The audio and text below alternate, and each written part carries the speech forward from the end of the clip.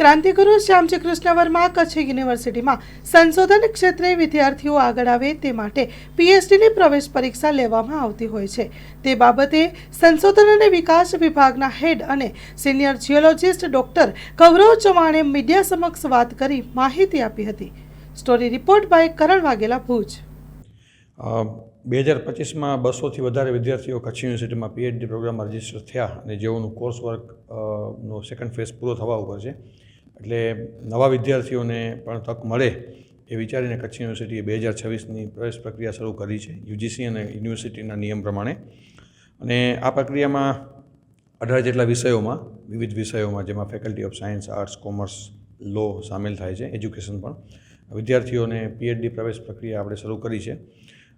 જેની ફોર્મ ભરવાની જે લાસ્ટ એક્સટેન્શન આપીને આપણે 23 તારીખ ડેડલાઇન રાખી છે, જેમાં વિદ્યાર્થીઓ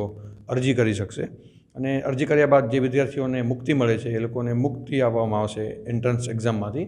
અને જે વિદ્યાર્થીઓને એક્ઝામ આપવી પડે એના માટે એન્ટ્રન્સ ટેસ્ટ નક્કી કરવામાં આવશે। પહેલાં આપણે માર્ચ મહિનામાં એન્ટ્રન્સ ટેસ્ટ 1લી તારીખે નક્કી કરેલી હતી, પણ વિદ્યાર્થીઓની અરજીઓની ડેટ એક્સટેન્ડ કરી અને વિદ્યાર્થીઓને પણ પ્રિપરેશન ટાઈમ મળે એના માટે આપણે આ જે એક્ઝામની તારીખ છે એ એક્સટેન્ડ કરી છે, અને એકાદુક અઠવાડિયામાં આપણે જે એક્ઝામની ફાઇનલ ડેટ છે એ આપણે જાહેર કરી દઈશું। અત્યાર સુધી 350થી વધારે વિદ્યાર્થીઓ યુનિવર્સિટીના 2026 પ્રક્રિયા માટે અરજી કરી ચૂક્યા છે। આ વિદ્યાર્થીઓને અરજી કરવા માટે આપણે બંને ઓપ્શન ઓપન રાખ્યા છે। ખાસ કરીને જે વિદ્યાર્થીઓ રૂબરૂ આવી શકે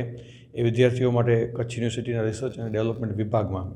એડમિનિસ્ટ્રેટિવ બ્લોકમાં વિદ્યાર્થીઓ પોતે આવી શકે છે, અહીંયાથી પોતાનું ફોર્મ મેળવી શકે છે, અને ફોર્મ અહીંયા જ ભરી અને કોઈ પણ ક્વેશ્ચન હોય તો આપણે અહીંયા હેલ્પ ડેસ્ક પણ છે, વિદ્યાર્થીઓને ફોર્મ સંપૂર્ણ ભરાવી ડોક્યુમેન્ટ કરાવીને ફીસ અહીંયા ભરી શકે છે। યુનિવર્સિટી બેંક જે છે આપણે કેમ્પસની અંદર જ છે, યુનિયન બેંક ઓફ ઇન્ડિયા। બીજો ઓપ્શન એ છે કે જે વિદ્યાર્થીઓ દૂર છે, અહીંયા નથી આવી શકતા, એ વિદ્યાર્થીઓ આપણી વેબસાઇટ ઉપર જઈ